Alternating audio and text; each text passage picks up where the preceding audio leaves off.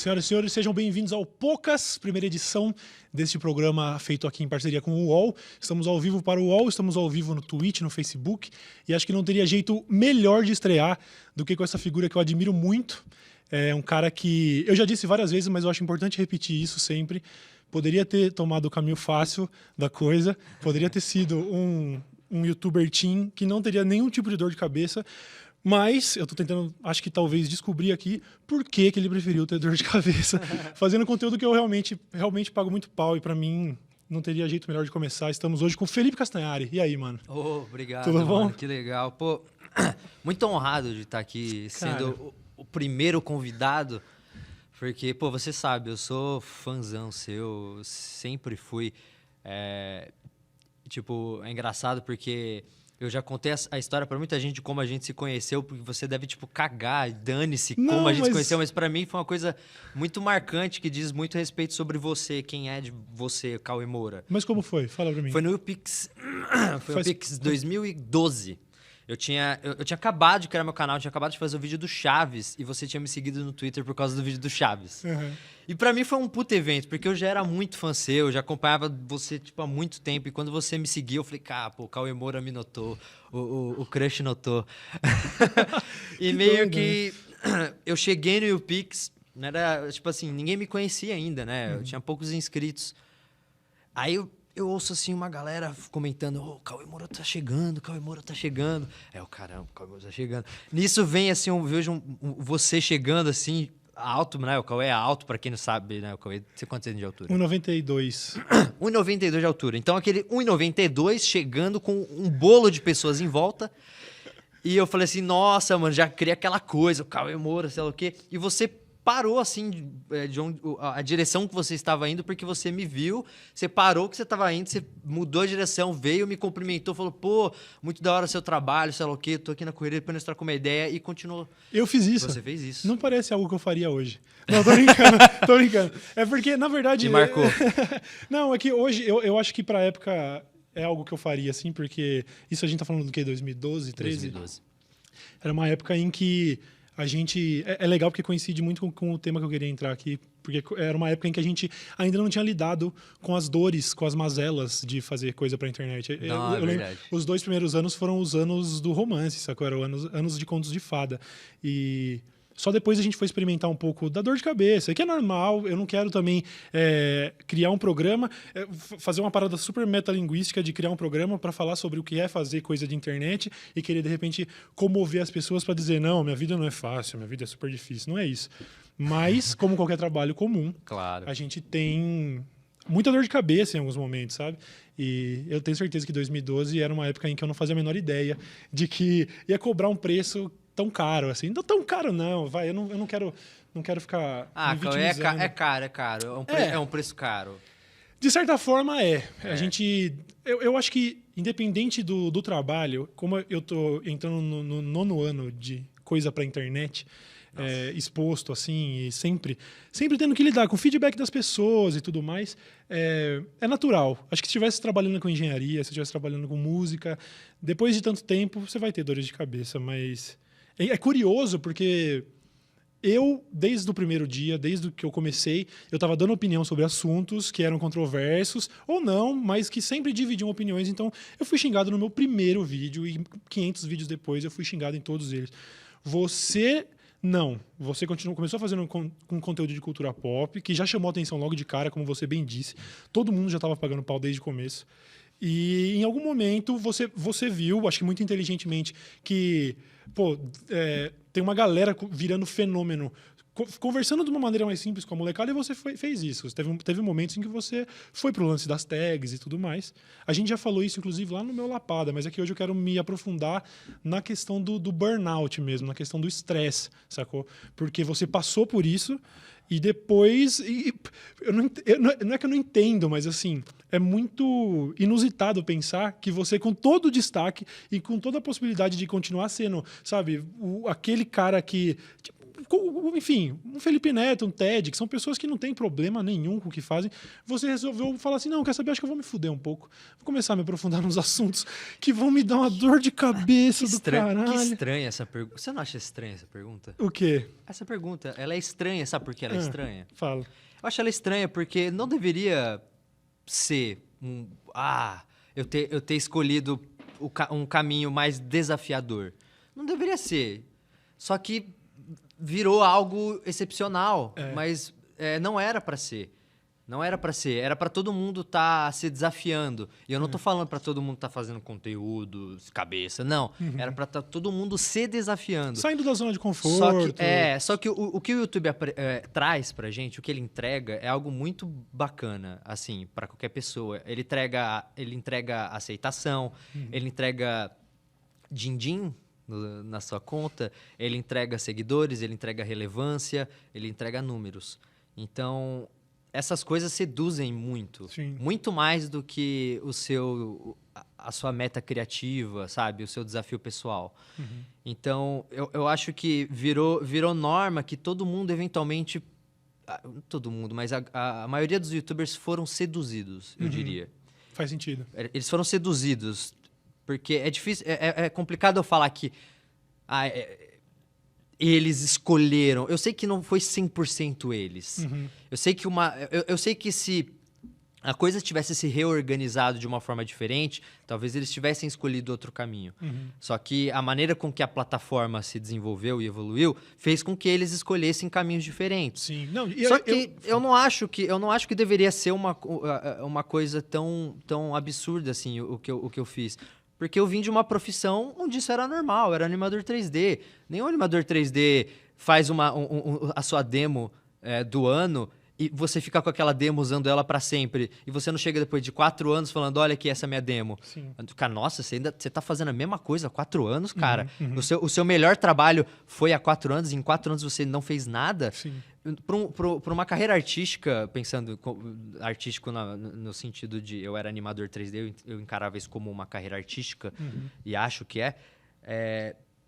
isso é um pouco complicado de se imaginar, porque no final das contas eu não sou preenchido por essas outras coisas que os outros YouTubers escolheram. Sim. Números e tudo mais. Eu já fui em certo momento, mas eu não sou mais. Então, para mim, é muito fácil escolher, tendo visto ainda o meu background, sabe? Ninguém fica 4 anos fazendo a mesma coisa, vindo da área que eu vim, e fica feliz. Sim.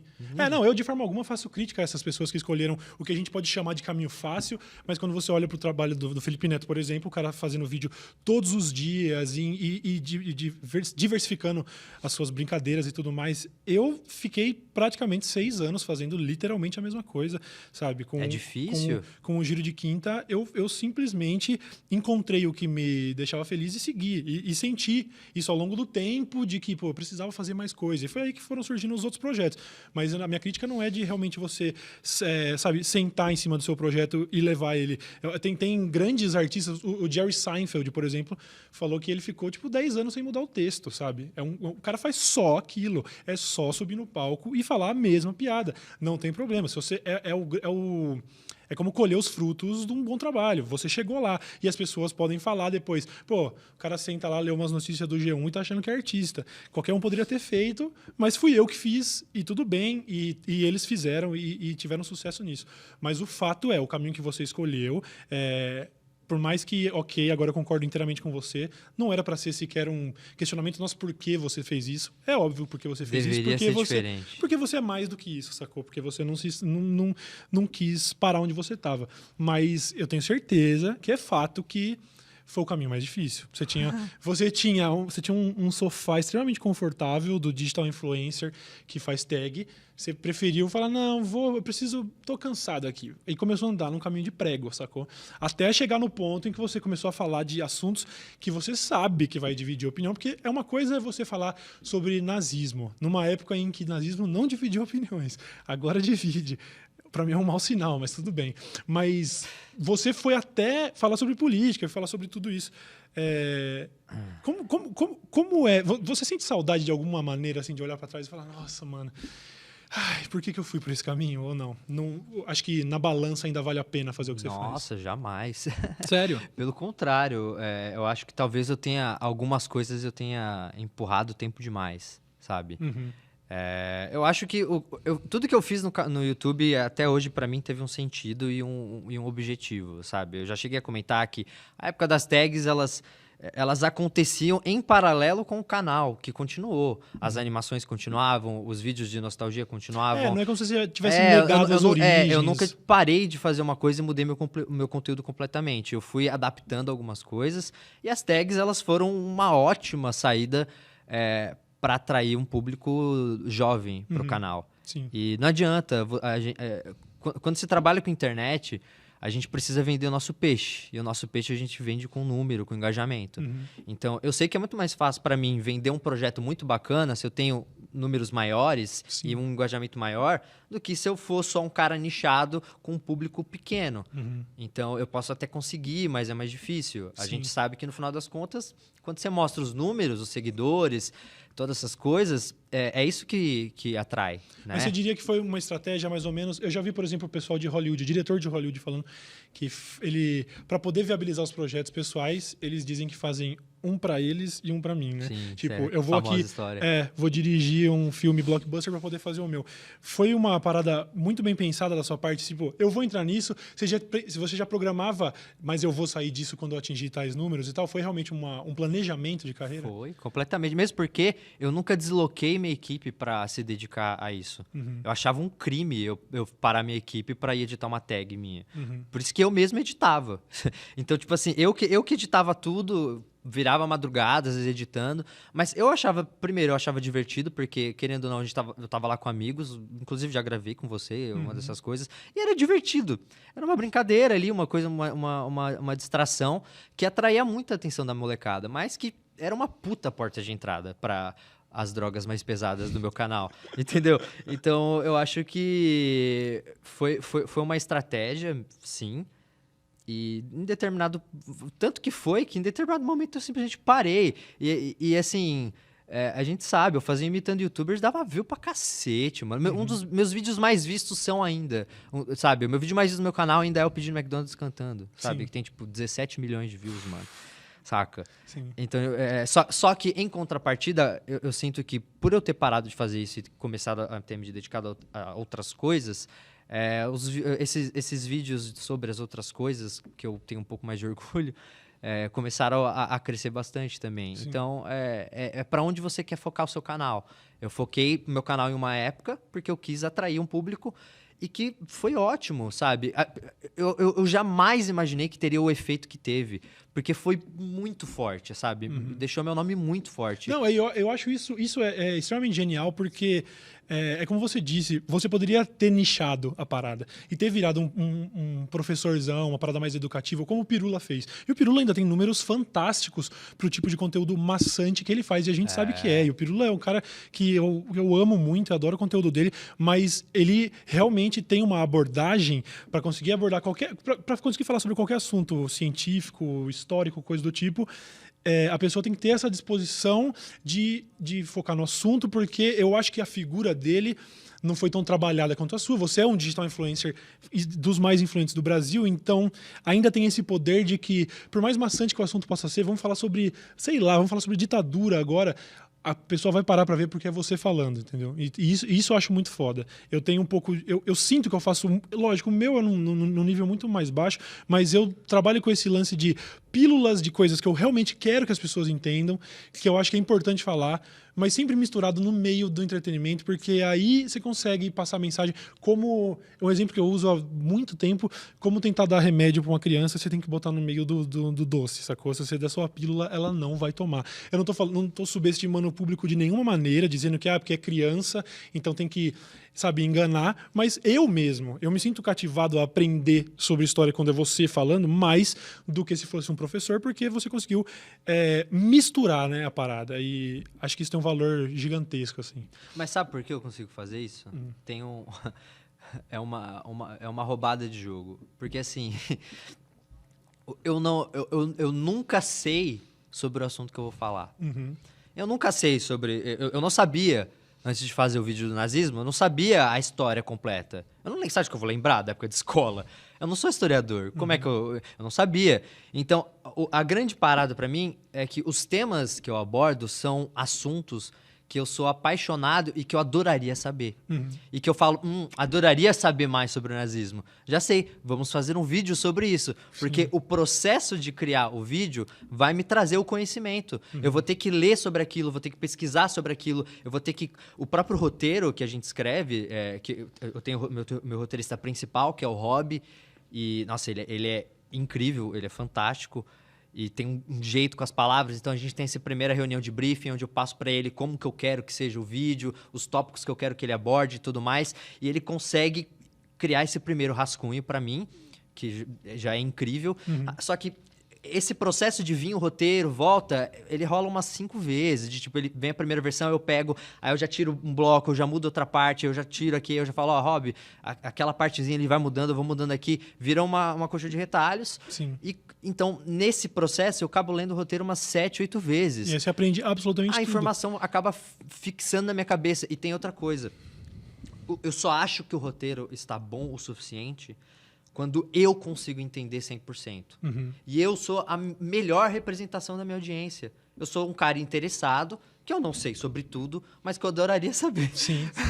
Então, se eu tenho um interesse, já é meio caminho andado, entendeu? Sim. Então, é assim que funciona pra mim. Pô, esses dias eu lembro, eu tava numa roda de amigos e surgiu a conversa sobre a vacina causar autismo e tudo mais. Nossa. Eu adoraria ter muito mais argumento do que eu tenho. Eu tenho alguns argumentos, mas eu adoraria ter mais. Aí eu pensei, vamos fazer uma Nostalgia Ciência sobre vacinas. Porque aí eu vou pesquisar mais. Então agora a gente está produzindo... O Rob acabou de entregar a primeira versão do bom texto. Demais, bom demais. Então é assim que eu funciono. Eu não sei sobre o assunto até eu fazer. Sim, mas então, se você já tem esse pulo do gato, onde a pauta já interessa para você de qualquer forma, você já tem equipe, você já tem a validação do público porque você já é consolidado. Então, ainda hoje... Qual que é o peso do público nessa hora e do feedback? Você ainda... Já que o seu dever já foi cumprido, você já aprendeu e o material já está no ar, ainda pesa demais a opinião do público? Assim, você ainda se afeta, ainda se estressa com as pessoas discordando e xingando e querendo te enquadrar em pacotes de opiniões políticas porque você abordou o assunto? Ainda tira seu sono, a galera? Claro, eu acho que foi o que mais me tirou o sono nos últimos anos, porque acho que ninguém nasce aprendendo já de fábrica a lidar com esse tipo de coisa, com pessoas te atacando, sabe? Pessoas que você nunca viu na vida. Eu gosto de falar assim, às vezes pra galera tentar fazer esse exercício de reflexão e se colocar, às vezes, no nosso lugar e falar assim, sei lá, imagina como você se sentiria se uma pessoa que você nunca viu na sua vida chegasse apontando o dedo na tua cara, falando que você tá errado, dando um monte de argumento errado, falando um monte de absurdo. Como você ia se sentir? Eu acho que pior do que isso. Não é simplesmente a pessoa discordando de algo que você falou, é discordando da sua obra. Então imagina como seria, por parte de quem está ouvindo e assistindo agora, se você tivesse criado algo, vamos dizer, sei lá, você é um músico e o fato de você expor a sua tempo, música... Você colocou sua paixão ali, seu coração em algo que levou tempo, exigiu, né, trabalho. Sim. E a pessoa tá julgando aquilo com uma facilidade e com uma... sei lá, de uma maneira prematura. Então eu acho que é difícil quando isso chega na nossa frente e a gente tem que lidar. Eu acho que não existe preparo para lidar com isso. Não existe preparo. Talvez exista um preparo psicológico maior para a galera que está em mídias mais tradicionais, mas a internet, a gente está surfando na crista da onda, né? A gente não sabe o que esperar. Eu já falei nesse papo também, que eu tive com o Tavião muito tempo atrás, que o YouTube estava formando pessoas ricas e loucas, porque ninguém sabe lidar com isso. Eu me considerava dos mais fortes, assim, até por causa do meu viés mesmo, assim, sendo xingado desde sempre. E antes do YouTube mesmo, já participava em fóruns de discussão, já estava ativamente criando coisa para internet, escrevendo e tudo mais, já estava exposto a isso. O meu primeiro vídeo no YouTube é de 2005, sacou? Tipo, do primeiro ano do YouTube eu já estava upando o vídeo e recebendo feedback. Então, eu me achava mais preparado e sempre falei isso em momentos oportunos, assim, com muito orgulho, assim. Eu lembro que teve outros youtubers que vieram, assim, gente que hoje é gigante no YouTube, que lá pras idas de 2013, 2014, eu falava, mano, como que você aguenta, sabe? Eu recebo um xingamento, eu espano. E eu sempre me gabei disso, mas é um processo de água mole e pedra dura. Ninguém é de ferro. Eu sou, embaixo da minha casca, que não é pequena, é uma baita casca, tem um ser humano e eu espanei em alguns momentos. Teve momentos em que eu espanei e nos momentos em que eu ainda achava, não, isso não é tão ruim, piorava. Eu falava, não, isso não é tão ruim e sempre dá pra piorar, até momentos em que você realmente se encontra numa situação meio dark, assim, sabe? Você começa a lidar com umas paradas bem características do efeito de burnout mesmo, né? Pra galera aí, o lance do burnout todo, que é um termo que tem se popularizado muito nessa discussão com influenciadores e tal, é que quando você é exposto a estresse tempo suficiente, uma hora o estresse vai te bater, uma hora vai chegar e você vai começar a sentir sintomas de depressão e a porra toda. Você, na sua vida pessoal, obviamente, expondo o tanto que você quiser expor, esse negócio, ele te atinge desse jeito, assim, a ponto de realmente você falar, mano, sei lá, de você precisar pedir ajuda profissional ou coisas do tipo? Você chega nesses lugares mais sombrios, às vezes? Sim, como você falou, eu vim de uma época em que o YouTube era um lugar pacífico. O YouTube era um lugar onde as pessoas exploravam ideias. E era isso, e era um ótimo lugar para se explorar e debater ideias. Só que, de repente, a chavinha mudou e o meu conteúdo mudou também. E quando o meu conteúdo mudou, eu comecei a ficar exposto a uma galera que, tipo, que não tem o mínimo de paciência até pra debater, que é uma galera do ataque só, saca? E pra mim foi estranho lidar, porque, tipo assim, imagina que você vai lá, você faz um vídeo sobre, sei lá, sobre ditadura militar, né?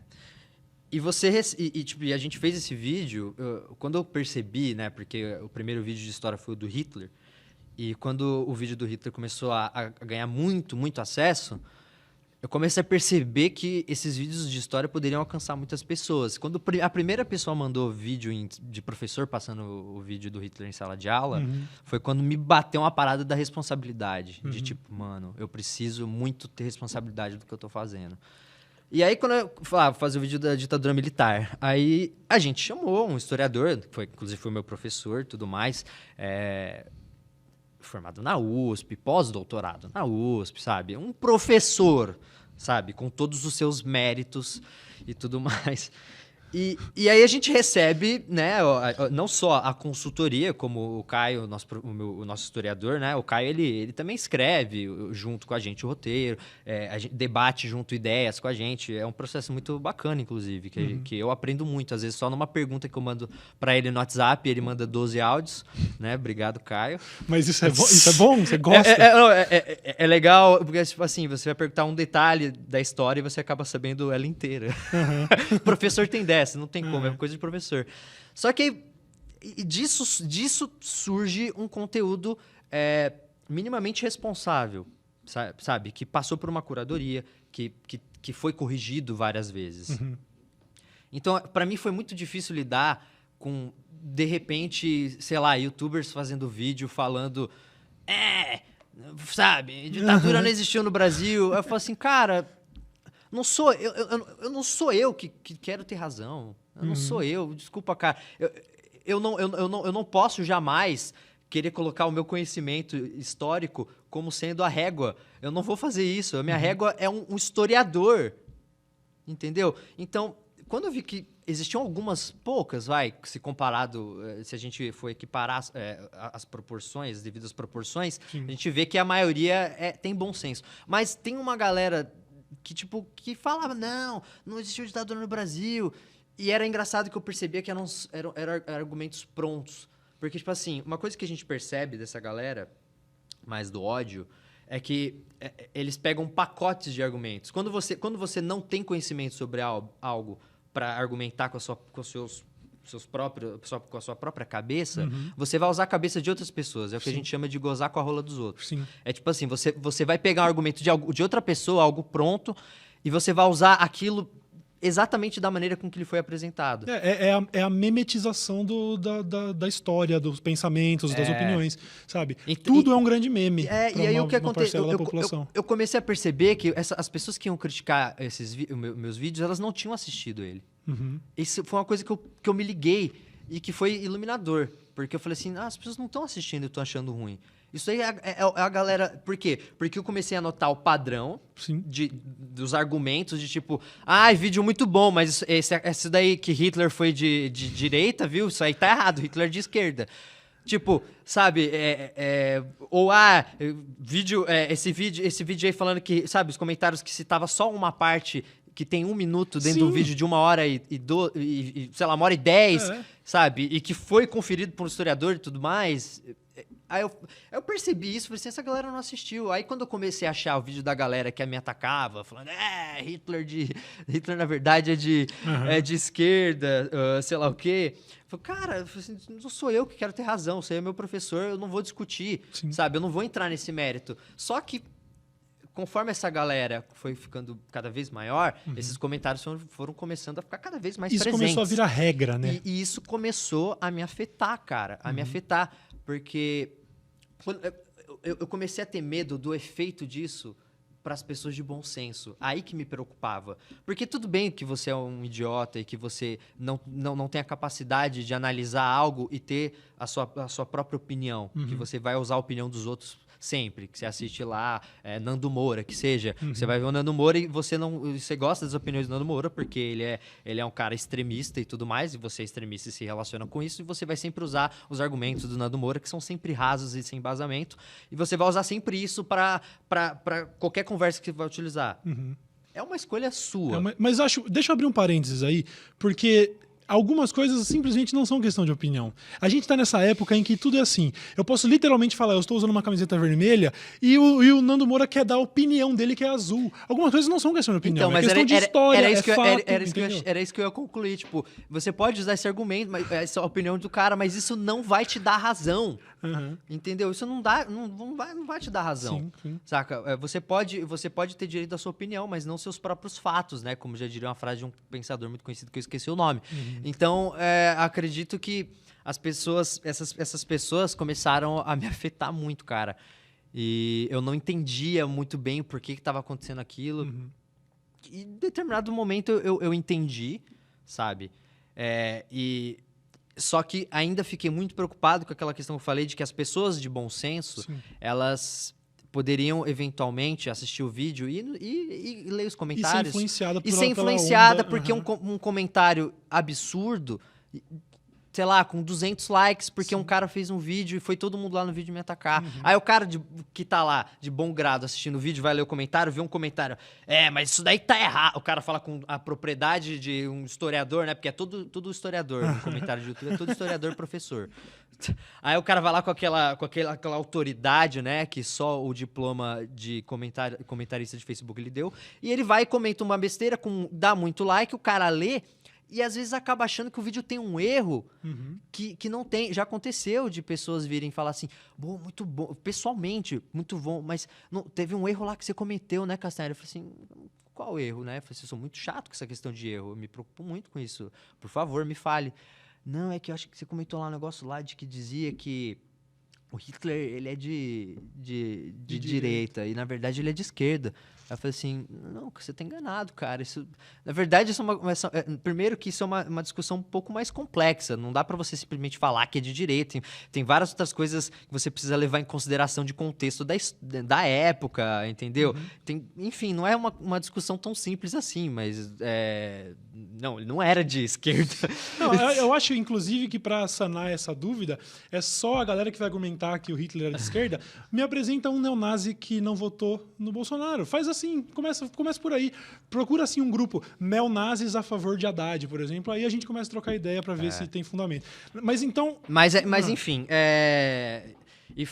essa foi a minha preocupação. Essas pessoas começaram a ser influenciadas por esses comentários, então eu comecei a não saber o que eu fazer. O que eu faço? Eu desabilito os comentários, mas aí se o cara tem uma crítica construtiva que faz sentido, eu não vou conseguir ler. Então eu falei, e agora? Então isso começou a me afetar, cara, e até hoje me afeta. Sim, mas aí você Eu acho muito nobre, inclusive, isso. A sua maior preocupação, pelo que você está expondo, é se o feedback da massa da massa sem massa cinzenta, da galera que está questionando pós-doutor em história, se elas poderiam ser influenciadas de maneira a aprender errado o que você ensinou. O seu argumento, na minha percepção, deixa parte do seu ego de lado e fica muito mais preocupado com, pô, eu tô tentando fazer um trabalho da hora e as pessoas estão entendendo errado. Você acha que isso... Bom, com certeza, acho que a resposta tá meio dada, mas isso, de certa forma, é o que te motiva a continuar tendo dor de cabeça, porque você teve dor de cabeça lá quando falou de ditadura, quando falou de nazismo, e ainda assim fez vídeo sobre política, sobre os candidatos, fez vídeo sobre fake news. Quer dizer, a responsabilidade está batendo e você não está regando, você está fazendo. Mesmo porque, sabe uma coisa que as pessoas precisam entender? As pessoas precisam entender uma coisa urgente. Pessoas sérias não contestam história. Assim, a discussão, essa discussão idiota de houve ditadura no Brasil ou não, essa discussão imbecil, ela não acontece entre pessoas com o mínimo de noção, cara. Essas discussões estão rolando na internet. Só na internet. Você acha que as pessoas, sei lá, você acha que o Neil deGrasse Tyson tá discutindo se Hitler é de esquerda ou de direita? Você acha que ele perde 5 minutos da da vida esse dele? Tempo? Quando alguém fala que a Terra é plana, por exemplo, ele vai sair do caminho dele. Mas eu acho que esse é um pouco da mentalidade que a gente tem que manter na cabeça para se manter são e para investir energia nos lugares certos. Né? Porque simplesmente não tem. Sabe, a gente vai ficar discutindo pós-verdade e gente querendo fazer revisão histórica e dizer que coisas não aconteceram, sabe? Então eu às vezes não gosto nem de entrar nesse mérito, porque, tipo, cara, com pessoas sérias, esse assunto nem é debatido, sabe? Então, eu sei que eu tenho uma responsabilidade. Agora, pensa o seguinte, se eu não tivesse feito o vídeo sobre a ditadura militar, e se fosse só lá o vídeo do Nando Moura falando que não existiu ditadura? E aí? Uma galera teria sido influenciada e não teria visto o lado correto do negócio. Que não é sequer o outro lado. Não é o outro lado, é o lado correto. Porque a gente não está discutindo opinião, a gente está discutindo fato. Eu estou discutindo fato, entendeu? Então, aí o cara fala assim, esses vídeos do Castanhares tem viés. Cara, desculpa.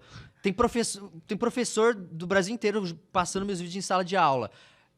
Você acha que isso não valida o vídeo de alguma forma? Você acha que... Você vê professor passando vídeo do Nando Moura em sala de aula? A questão aqui... Eu nunca vi. A questão aqui é que... Mas assim, é só uma questão de validação, entendeu? Sim, não, o trabalho está sendo validado por quem mais importa. Mas aí que tá. A gente está lidando com um público e uma linha de pensamento que vai achar resposta para contradizer os seus argumentos, e por mais absurdas que sejam. E realmente as coisas chegaram a níveis absurdos. As pessoas vão dizer, e eu tenho certeza, é lógico que estão usando o vídeo do Castanhari em aula, professores doutrinadores, por isso que tá aí o Escola Sem Partido para resolver nossa vida, entendeu? E eu tô vendo familiares postando a foto da criança com a camiseta do Bolsonaro, batendo continência e falando, ufa, ainda bem que estamos indo para uma escola sem partido. Sabe? Então, assim, de qualquer forma as pessoas vão arrumar argumentos. Você pode mostrar com fatos, você pode falar, não, as pessoas morreram na época da ditadura, elas foram torturadas, ela existiu, e as pessoas vão querer te refutar sempre com a memetização das opiniões. Sempre a resposta é pronta. O cara tá sempre esperando, tá, e aí? Qual dos meus hubs de opinião vai ser o Nando Moura, vai ser sei lá quem, a galera do MBL, a porra toda? E isso aqui nem é para ser eu nem comecei esse programa pra gente entrar nesses assuntos e ficar buscando briga ideológica, não era esse o ponto. O assunto vai para onde ele vai, né? Mas as pessoas... o que eu quero deixar claro é que isso também acontece dos dois lados e tudo mais. Mas tem que entrar mesmo. As pessoas ficaram com medo de discutir política, só porque tem uma galera que apoia muito o Bolsonaro, e se qualquer pessoa que falasse um A contrário ao Bolsonaro, os bolsominions iam lá e... Mas, mano, a gente percebeu que tem uma galera também que é contra o que o Bolsonaro fala. Eu, inclusive, entendeu? Então, e é uma galera muito grande, inclusive, sabe? Não sei se o pessoal percebeu, mas a grande maioria dos brasileiros, quase 87, acho, se não me engano, 87 milhões de pessoas, não votaram no Bolsonaro. Então, assim, vamos parar com esse negócio de não, eu tô com medo de entrar no assunto Bolsonaro, porque, foda-se, o cara já é o presidente do Brasil. Já não tem mais o que discutir. Então, agora vamos, já que é pra gente falar do assunto, então vamos falar de maneira franca, não vamos ter medo de falar, porque nessa de ter medo de discutir, o Bolsonaro foi eleito, porque todo mundo achava que era um meme e que não ia ser. E hoje é o nosso presidente. Sim. Essa, inclusive, é uma dica que eu tinha que ter ouvido muito tempo atrás, porque eu, apesar de me orgulhar de ter realmente, construído a minha carreira, dando opinião, a porra toda, influenciei muita gente, as pessoas falavam que eu devia ter até virado... Quando apareceu o Mamãe Falei e o Kim como deputado, um monte de gente falou, você devia também estar representando o outro lado, lá o cacete. Mas faz pelo menos uns 2 anos que eu comecei a fugir de estresse, porque a água bateu na minha bunda de verdade, eu não tinha mais saúde mental para falar disso. Mas agora, realmente, a coisa chegou num momento tão extremo que você está aqui, inclusive, falando abertamente sobre isso. E quando eu confirmei que você vinha aqui, não era nem a minha intenção e de verdade, assim, o que eu te falei antes da gente começar o programa eu quero falar um pouco sobre eleição, mas muito mais da parte do... você se manifestou, você se posicionou, o estresse e tudo mais. Mas a coisa chegou num ponto tão extremamente bizarro, onde as pessoas já estão sendo censuradas, já estão praticando autocensura, sacou? Eu tô aqui preocupado. Será que o Bolsonaro vai me censurar no ano que vem? Cauezão, você já se censurou há 2 anos, mano. Eles já ganharam faz muito tempo, entendeu? Todos os ataques que eu recebi de todas essas pessoas, eu nunca respondi, eu nunca comentei, eu nunca busquei a briga mais. Eu sempre tive, não, vocês que se fodam, sacou? Essa sempre foi a minha vibe. Mas a coisa chegou num ponto tão extremo que, na época da eleição, eu ainda estava me questionando, será que eu faço ou não faço? As pessoas que me acompanham no meu Instagram, nos meus stories lá, viram. Eu fiz 3 vídeos, um depois do outro, e eu subia ele, eu assistia, dando opinião sobre a eleição, eu falava, não, isso melhor não. E tirava, e fiz isso, e fiz isso, e fiz isso. A coisa ficou tão bizarra que depois da eleição, para mim, foi natural. O vídeo que eu fiz agora, que foi o último vídeo que eu fiz, inclusive, falando sobre todos nós precisamos cobrar a galera e tal, eu não tive nenhum medo de falar sobre ele, eu não tive nenhum receio de entrar nesse assunto, porque já não é mais uma questão, já não é mais uma opção, sacou? É o nosso direito de ir e vir que está em jogo, é o nosso direito de... O nosso, quando eu digo, é assim, o brasileiro como um todo. Eu não quero ver, sabe, o meu amigo gay apanhando na rua porque eu fiquei 2 anos sem me manifestar e, de repente, a coisa tomou uma proporção. Lógico, eu devo. É uma questão de, bicho, é só isso que eu posso fazer, tá ligado? Não tem como. A gente tem que fazer por empatia às outras pessoas, entendeu? A galera que tá com medo, saca? A galera que tá em choque. Sim. Tem uma galera em choque, mano. Galera em choque. Esses dias eu tava conversando com a Paty, minha ex-namorada, a Paty, e ela comentou que ela tava numa fase que ela queria muito raspar a cabeça, só que agora ela não pode mais, porque senão ela vai ser confundida com feminazi e vai apanhar na rua. Sim. Saca? Olha que ponto a gente chegou. Uma mulher não pode raspar o cabelo com medo de apanhar na rua de eleitor de Bolsonaro. Ah, vai tomar no cu, velho. É bizarro. Uma das opiniões que eu vi no dia anterior da eleição que realmente me comoveu, algumas pessoas falaram muito parecido, mas a dele especificamente, que eu vou citar, do Igor Fremo.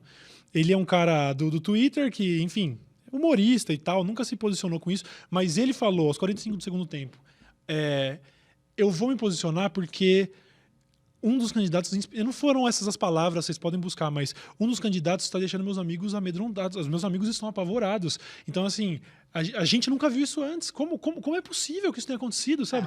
Chegar na eleição e realmente... Eu tava, cara, no momento do anúncio da vitória do Bolsonaro, eu tava na casa do Jean Paton, que é guitarrista do Project 46, banda, e o Vini é gay, né? O guitarrista do Project é gay, tá ligado? E eu tava do lado dele na hora do anúncio, sabe? E tava eu e o Lucas Inutilismo, e o Lucas deu a notícia pro Vini. E você vê a reação. Não foi uma reação. O Vini é um cara super ponta firme, corajoso, um cara, sabe, um cara durão. Mas, velho, você vê a reação da pessoa e vê... Puta que pariu, velho. Sabe, você tem vontade de dar um abraço no cara e falar, mano, relaxa, a gente vai estar aqui pra tentar te proteger. Porque... E não é bizarro? Caralho, não estamos falando do presidente, velho. Não estamos falando que o Pablo Escobar tomou conta do Brasil, sacou? E o pessoal... O problema é que é o seguinte, o outro lado, o lado que tá causando esse medo, não percebe porque eles não estão com medo. Não é essa galera que tá com medo, entendeu? É o outro lado. Então... Eu sei que diretamente eu não vou ser afetado. Eu sou hétero, branco, de classe alta agora, que não vai sofrer com isso. Mas eu tenho muito amigo que vai. E é aquela coisa. Eu tenho empatia. Pra mim, a maior qualidade do ser humano é ter empatia, sabe? A empatia, ela gera mudança, gera transformação. Então, eu tenho. Isso faz parte de mim e isso move as minhas ações. Isso fez com que eu me manifestasse. Eu me manifestei por uma simples questão pessoal. É, Eu não conseguia dormir sem ter a tranquilidade de ter falado... Tá marcado na história. Eu fui contra isso. Sim, E pra eu poder olhar, pra pelo menos, no mínimo, uma parada bem egoísta, pra se acontecer o que o candidato disse que faria, né? Porque aí a gente não tá nem sequer sendo alarmista ou conspiracionista. Ele falou sobre varrer a oposição, sobre dar porrada em filho gay. Então, assim, pra pelo menos, no futuro, eu poder falar... Aconteceu merda, mas eu tava de olho aberto. Mas, de qualquer forma... espero que não. Não, é disso que eu tô falando. A gente vai torcer pra que não. Claro. Puta que pariu, o que eu mais quero na minha vida é tá errado. Assim, agora, voltando uns passos atrás. Eu sei que você, como pessoa, tava com essa angústia, não tinha como. E, infelizmente, a gente também não tem como separar as coisas, né? Você precisa se manifestar, mas aí quem vai se manifestar é o Castanhari, que até os 45 do segundo tempo ninguém sabia e que, de fato, por mais que você poderia manifestar a sua paz de consciência na urna. Você preferiu fazer isso como comunicador. Aos 45 do segundo tempo, onde realmente não existia a necessidade, estava tudo definido. E eu lembro de você vindo falar, pô, vou falar, velho. E eu falei, bicho, eu não falei, mas eu pensei, cara, teve mais gente. O Igão, inclusive, o Igão também. Aliás, o Igão é um cara que eu pago pau pra caralho. Ele me mandou mensagem, a gente tava lá viajando. E ele me mandou mensagem falando, Cauizão, tava querendo... Na época que tava todo mundo postando o Ele Não, né? Ele veio falar comigo e falou, tava querendo postar, mano. Você já teve uma dor de cabeça com isso, o que você acha? E eu fui franco, eu falei, mano, você vai sofrer, bicho. Tá ligado? Assim, a ponto de você... Assim, 10 minutos depois de postar, você vai se arrepender. Eu não falei com essas palavras também, ele sabe o que eu falei. Mas, no fim, o tom que eu deixei pra ele foi, faz o que sua consciência mandar. Se eu tivesse opção, talvez, da maneira como eu manifestei lá em 2014, que me trouxe anos de dor de cabeça... Talvez eu não tivesse me manifestado da maneira como eu manifestei. Então, faz o que sua consciência mandar. No fim das contas, ele postou. No fim das contas, você postou também. Quão angustiante é nesse momento, eu digo especificamente desse momento, esse momento de olhar e falar assim, caralho, eu vou ter que sair do armário. Sacou? Eu vou ter que falar. Primeiro, assim, eu não queria me manifestar antes de ter feito o que eu achava que eu poderia ter feito. Que foram os 2 vídeos que eu fiz. Uhum. Eu fiz um vídeo, o primeiro extremamente... Chapa branca. Você teve que ser. Foi chapa branca, mas assim, foi uma dor de cabeça. Porque a gente foi atrás de ter os 13 candidatos respondendo 4 perguntas nossas em vídeo, além de fazer uma ficha de todos. Porque não adianta nada eu dar a minha opinião... E o cara pode chegar e falar assim, você só quer influenciar os seus seguidores a votar na esquerda, sei lá o quê. É difícil eu rebater esse argumento de que eu só estou escolhendo quem eu acho que vai ser melhor para o Brasil, se eu não fiz antes nada que demonstrasse a sua imparcialidade como comunicador. Exatamente. Então, eu fiz um vídeo para mostrar as propostas. Falei assim, aqui é um vídeo que o cara vai poder ver o background do candidato, ele vai poder ver o mínimo das propostas que cada um tem. Inclusive, muitas propostas ali não tinham de alguns candidatos. O próprio Bolsonaro, muita coisa ele não tinha contemplado nas propostas oficiais e a gente tinha que ir atrás de frases que ele falou sobre determinado assunto. De tão incompleto que era o negócio eu achei surreal. Não só ele, o Daciolo também. Claro, mas a gente tem... Inclusive, as pessoas vão falar, fica falando do Bolsonaro. Cara, ele é meu presidente, ele é o seu presidente, ele é o nosso presidente a partir de 2019. Então, a partir de agora, ele é um prego que vai levar a martelada. Lógico, a galera não adorava falar do Lula, da Dilma. Agora segura o Bolsonaro, filho, é o nosso presidente, vai falar. Então, eu acho bizarro, porque teve coisas que aconteceu assim. Ou sei lá, a Bolsa responde com relação à declaração de que Bolsonaro vai fazer isso. Eu falo, caralho, isso era pra estar no plano de governo. As pessoas estão descobrindo por meio de tweets o que ele vai fazer. É bizarro, né? Então, é surreal. Isso ficou bem claro, assim, na hora que a gente colocou os 13, e eu quis fazer isso, eu quis colocar os 13 candidatos de maneira imparcial, porque a televisão não é imparcial com o tempo dela, porque depende de cadeiras no Congresso, enfim, de coligações, um monte de coisa que determina o tempo de TV. Não é justo, tem candidato com 1 minuto, tem candidato com 10 segundos. O próprio Bolsonaro, no início da campanha, tinha pouquíssimo tempo de TV, então é bem injusto. Eu quis fazer um vídeo para ter um negócio justo. Fiz. Depois, fake news. Vendo como as fake news impactaram o primeiro turno, e impactou demais. Demais. Existem estudos que mostram isso. eu quis fazer um vídeo pra mostrar. E fiz, mostrando dos dois candidatos, sabe? Por mais que no final das contas as pessoas descobriram qual era o meu posicionamento, no vídeo muita gente podia assistir e não saber. Claro. E não era para ter posicionamento, ali era um vídeo para mostrar o que era de falso que estava sendo compartilhado. E na hora de produzir esse vídeo, agora, passado a dor de cabeça e passado o momento que você precisava ser imparcial, é uma pergunta retórica. Foi fácil balancear as fake news e atribuir aos candidatos a mesma quantidade e mesmo efeito? Não, né? Porque... Se você quiser, a gente pode Não, mas não, assim, é difícil, imagina. A gente tá fazendo um vídeo sobre fake news. E a gente tem lá dois lados extremamente polarizados, né? O Haddad e o lado do Bolsonaro. Só que aí a gente vai, sabendo que está extremamente polarizado, a gente fez em parceria com institutos de checagem de fake news. Inclusive, o rapaz do Comprova, que veio falar comigo por e-mail, que ele tinha essa iniciativa, que era com vários jornalistas, enfim. Então, o pessoal me procurou, eu achei, quando eu li o e-mail, eu falei, tive a ideia do vídeo, falei, vamos fazer. Só que essa galera mandou a pesquisa pra gente, né? E quando a gente recebeu a pesquisa, a gente ficou um pouco assustado, porque a gente percebeu que das 10 notícias mais compartilhadas, né, que mais se disseminaram, 9 prejudicavam o Haddad e 1 prejudicava o Bolsonaro. E agora? Eu falei assim, puta que pariu. Audiência, resista à tentação. Agora o Bolsonaro já está falando, mas é porque... Não, o Cassinelli, ele não tá erguendo bandeira aqui, não. Ele só compartilhou um fato. Eu tô falando da pesquisa que a gente recebeu. De checagem de notícia. Não, e a pesquisa que a gente recebeu, ela era compartilhada com outros institutos de checagem, entendeu? E aí existia um outro problema, que era o seguinte... De início, eu queria mostrar o número de compartilhamentos, para as pessoas entenderem o dano que aquilo causou. Entendeu? Até mesmo para a galera que compartilhou coisa do Bolsonaro também vê que prejudicou também a imagem do Bolsonaro. Não foi só do Haddad. Prejudicou do Bolsonaro também.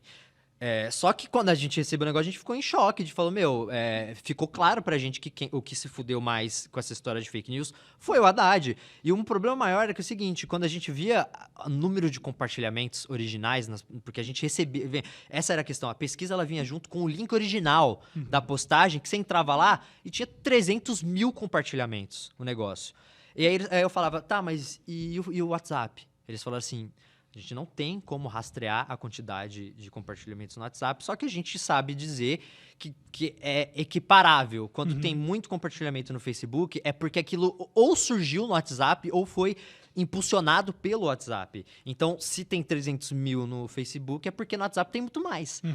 Então, assim, o que a gente teve que fazer foi... Eu pensei num critério de o quão danoso foi para a imagem. Então, vamos lá. A primeira, que foi a do áudio do Bolsonaro no hospital. Muita gente...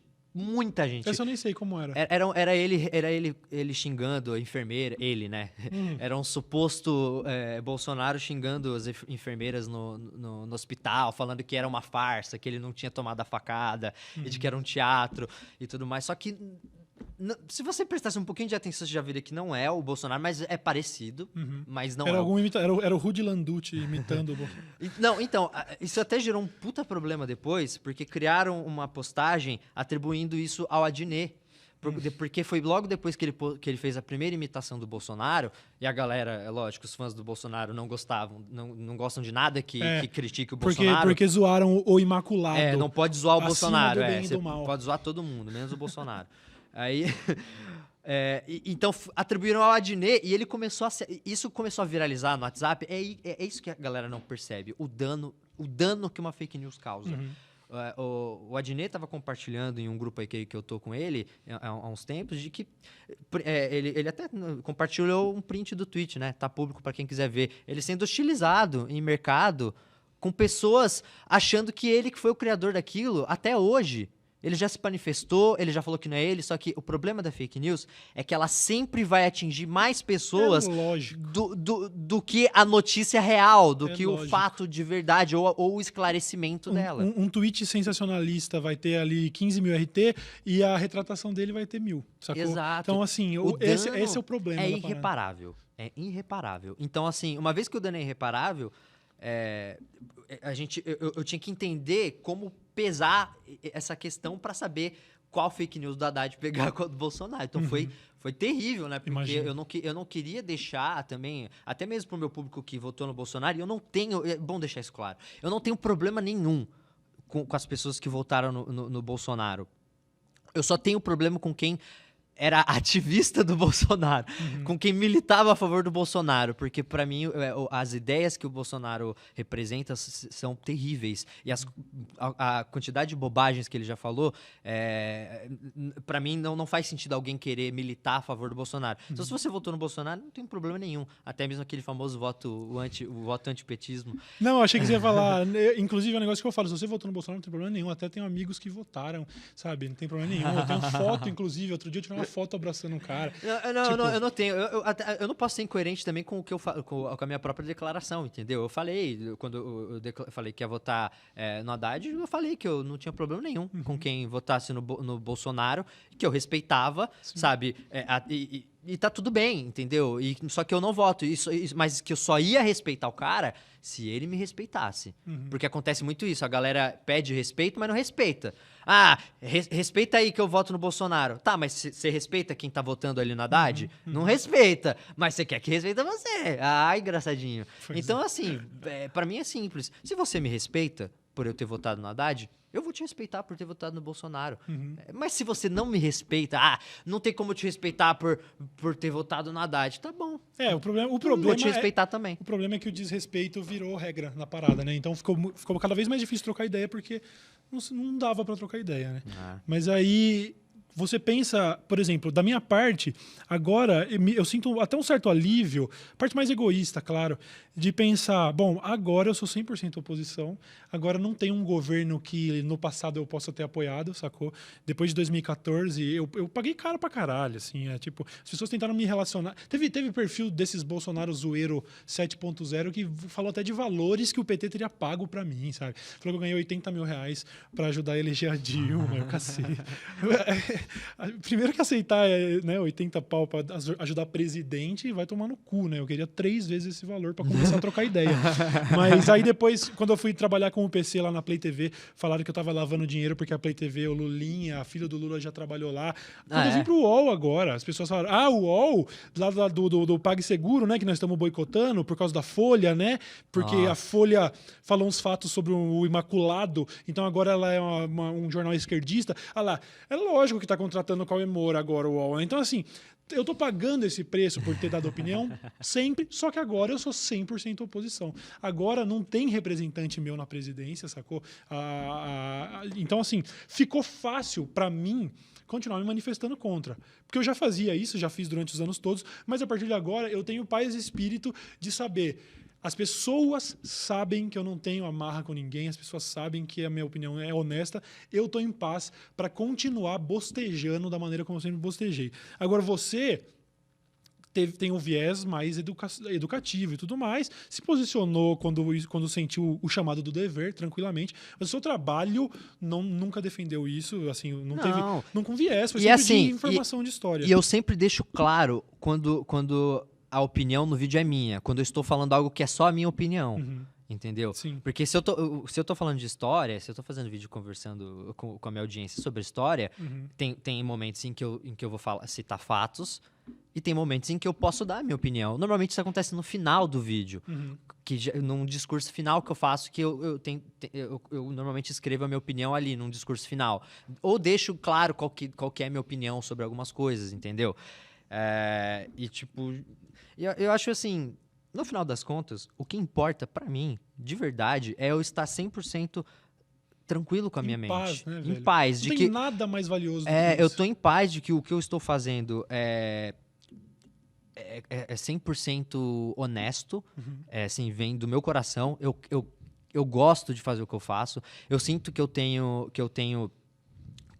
já tenho experiência suficiente para poder ensinar de uma forma que atinge muitas pessoas, entendeu? Pô, vamos usar isso, vamos usar o talento da minha equipe, sabe? Pessoas incríveis que estão do meu lado também, que me ajudam, que se não fossem essas pessoas eu não estaria aqui hoje conversando com você. Vamos usar isso pra passar uma coisa legal pra galera, sabe? Algo que faça as pessoas refletirem, algo Claro. que transforme, sabe? Que gere transformação. Acho que isso é muito valioso, saca? Sim, mas o que eu quero dizer é, a gente viu que quando existiu o chamado do dever, você se manifestou. Eu achei isso do caralho, realmente. Eu falei, inclusive, lá no nosso grupo do WhatsApp, né? Eu falei, mano, nem brinca que você vai se manifestar que eu vou chorar. Eu fiquei muito emocionado com todo mundo.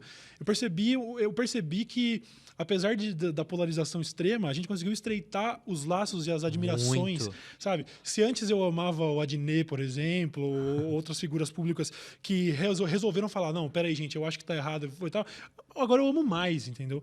Mas eu quero saber se do seu trabalho a gente pode esperar que, se você acha que se você consegue prever que outros chamados do dever possam acontecer ao longo, se por acaso alguns absurdos começarem a realmente serem cometidos conforme foram prometidos, você consegue ver você misturando o seu trabalho com isso, ou é uma parada que vai ser um esforço consciente do tipo, ali precisou, eu me manifestei, daqui pra frente eu vou voltar a ser um cara que aborda história, ciência, ou você se vê, sei lá, cara, a coisa tá grave, eu vou precisar entrar de cabeça e ser um pouco mais ativista, entendeu? Eu acho que assim, o problema às vezes de você ser um pouco mais ativista é que você acaba não conseguindo mais atingir talvez outras bolhas. É difícil. Entendeu? Eu acho que a melhor maneira de você convencer alguém é fazer ela pensar que a ideia saiu da cabeça dela. Entendeu? Então, para mim é muito mais fácil eu apresentar os fatos e deixar a minha audiência raciocinar e esperar que eles raciocinem da maneira correta. Torcer pelo melhor. E torcer para que eles... E muitos... Eu tenho uma audiência incrível, assim. A galera tem uma sensibilidade, assim, muito... Às vezes eu coloco algumas coisas em alguns vídeos que eu falo, será que a galera vai perceber? E a galera percebe, a galera comenta. Então, eu acho isso muito legal. Minha audiência é muito perceptiva. Então, eu sinto que a tendência agora é eu continuar tentando atingir essa galera dessa forma, pelas beiradas, saca? Porque eu sinto que eu consigo convencer mais a galera dessa forma. Sim. E não é questão de convencer, mas assim, se eu tenho uma visão de vida, todo mundo defende sua visão de vida. Todo mundo vive pra defender a sua visão de vida. Ninguém acha... Por exemplo, se você acha errado matar... Se alguém virar pra você falar que acha certo, você vai combater aquilo. Você vai falar, não, eu acho errado, você não pode matar. Entendeu? Então, eu tenho uma visão de vida que tem uma prioridade, uma tendência, na verdade, a abraçar todos. É uma visão que acolhe mesmo. Então, pra mim, todo mundo tem que ter direito à educação. Pra mim, as pessoas têm que... não pode existir miséria no Brasil. O Brasil não pode ser um país onde mais de 100 milhões de brasileiros não têm saneamento básico. É absurdo. Não, a gente não pode ver um país onde quase metade da população, um pouco menos da metade, não tem saneamento básico ainda. Então, assim, a minha visão de vida é uma visão que todo mundo tem a possibilidade de aprender, todo mundo tem a possibilidade e tem as mesmas oportunidades. Eu queria viver nesse Brasil, ele ainda não existe. Só que se eu posso ajudar de alguma forma a construir isso, dando de alguma forma o mínimo que eu posso de educação para as pessoas, de acesso à educação, porque, querendo ou não, esses vídeos ajudam muitas pessoas. Eu postei hoje no meu Instagram, muita gente veio falar que o vídeo que eu fiz sobre bolha social ajudou demais na argumentação para a redação do Enem. Isso não tem preço, né? Aconteceu comigo um fenômeno muito parecido. Não foi um fenômeno, né? Foi só um acontecimento, porque, se não me engano, em 2014 ou 2015, eu tinha acabado de fazer um vídeo sobre publicidade infantil, que eles iam proibir, e aí, como fica o futuro, sei lá, de um programa como TV Globinho, assim, não vai mais Eu ter. lembro desse vídeo. Eu fiz esse vídeo e foi o tema do Enem, e eu recebi centenas de mensagens de pessoas falando, mano, eu só consegui tirar a nota tal porque eu vi seu vídeo, muito obrigado. E eu vi que isso aconteceu com você agora, né? O tema da redação do Enem é uma parada que você acabou de abordar. Cara, eu acabei de abordar esse... assim, faz um tempo já, mas é legal ver que o vídeo trouxe uma base de argumentação pro cara passar em um exame nacional que pode abrir as portas pro futuro do cara. Que às vezes pode só conseguir entrar numa faculdade porque ele conseguiu uma baita nota no Enem por causa de um vídeo meu, cara. Sabe? Então, isso cria um senso de responsabilidade muito grande e assim... se eu tinha dúvidas no meio do processo, essas dúvidas foram sanadas conforme essa galera ia se manifestando, ia falando que só passou na faculdade porque o meu vídeo de história ajudou a passar no vestibular, sabe? Esse tipo de coisa. Então, eu sempre vou compartilhar, porque além de eu querer mostrar isso para as pessoas, é um lembrete para mim mesmo. Sim. Um lembrete constante para mim mesmo do porquê eu faço o que eu faço, porquê eu passo pelo que eu passo e pela dor de cabeça, e às vezes essa questão de acabar gastando mais grana com que não precisa, às vezes, sabe? Sim. Então, eu faço o que eu faço porque no final das contas esse resultado me preenche. Acho que no fim das contas é a coisa mais valiosa mesmo. A gente pode ter hoje uma situação confortável, pode ter ganhado dinheiro, reconhecimento, mas saber que você muda a vida das pessoas, ver o seu vídeo numa sala de aula, poder ajudar alguém a fazer um Enem. Eu, com o meu último vídeo, eu fui deliberadamente... Eu me senti um pouco frouxo. O vídeo que eu subi agora, na semana passada, esse vídeo até que bombou pro padrão do meu canal, tá chegando a 1 milhão de views agora, e eu me senti um pouco frouxo porque eu acho que eu precisaria ter sido muito mais incisivo com as minhas opiniões sobre o Bolsonaro no momento que eu dei, mas com aquele pensamento, tem que ser pelas bordas. Eu preciso juntar as pessoas. O lance de ficar falando, seu otário, porque você votou nele, cara, a gente não vai conseguir trocar ideia. É por isso que eu criei esse programa. É justamente por isso. Eu quero poder receber aqui figuras que eu discordo também, sabe? É importante. Só pra gente trocar ideia, cara. Pra gente resgatar um pouco do real valor que é comunicar, sacou? É de tentar fazer algo melhor, sacou? Eu recebi tanta mensagem de eleitor do Bolsonaro falando, porra, votei no cara e achei legal suas palavras, é isso, tamo todo mundo junto, vamos todo mundo cobrar ele, que no fim das contas, eu acho que tem um valor muito maior do que eu simplesmente, inclusive, expectativa da galera, o vídeo de segunda do Cauê vai ser bom depois da eleição, hein? Vai quebrar o cenário todo, vai botar pra fuder.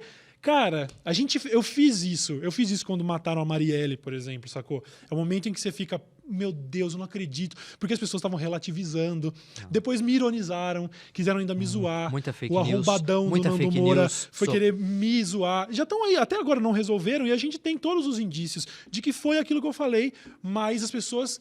Até hoje, cara, tem gente... Eu recebi DM, inclusive, eu recebi DM na época que eu comecei a ser... E eu fui, em alguns momentos, um pouco mais incisivo contra o Bolsonaro nos meus stories, e eu recebia DMs que eram, velho, o pior das pessoas. Gente falando, ainda bem que mataram a Marielle, chupa, mas por causa de fake news. Por causa do Bolsonaro. Um nível de fanatismo... Cara, pensa, olha o nível... Você já parou pra refletir o nível do fanatismo do ser humano que vai num show do Mano Brown, num show do Racionais, e que quando o Brown manifesta sua opinião política, ele vai ao Brown por causa do Bolsonaro. Você saiu de casa, você comprou ingresso pra ver o Mano Brown cantar, e aí ele zoou o Imaculado. É o Mano Brown. É o Mano Brown. Já ouviu? Já parou pra ouvir as letras? Então, aí você vai ficar indignado que ele falou mal do seu candidato. Irmão, se eu paguei um ingresso pra ir pro show do Mano Brown e ele falar mal de um monte de coisa que eu gosto, eu não vou deixar isso entrar na frente do fato de que eu tô aqui na porra do show, eu vou curtir o show. As pessoas vaiaram o Roger Waters, sacou? Então... Não funciona. Tipo assim, o lance de chegar com o pé no peito não funciona. Não quebrei a porra do cenário na segunda-feira e preferi trocar ideia. Me senti mal no primeiro momento porque não estava sendo 100% honesto com as minhas vontades. Os meus instintos eram de xingar. Eu falei, não, eu chega. sei. Até porque quando a Dilma foi eleita em 2014 e eu tava do lado cômodo, eu era o cara que ficou botando lenha na fogueira. E eu ajudei a perpetuar esse comportamento do tipo, se você não pensa como eu, vai tomar no seu cu, tá ligado? Eu sempre fui assim. E agora eu percebi, eu preciso dar um passo atrás.